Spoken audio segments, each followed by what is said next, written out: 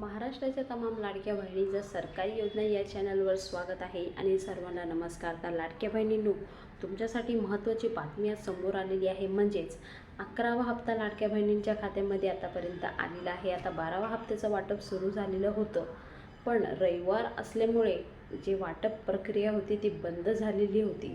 तर 70% जेवढे महिला आहेत त्यांच्याच खात्यामध्ये पैसे गेलेले होते।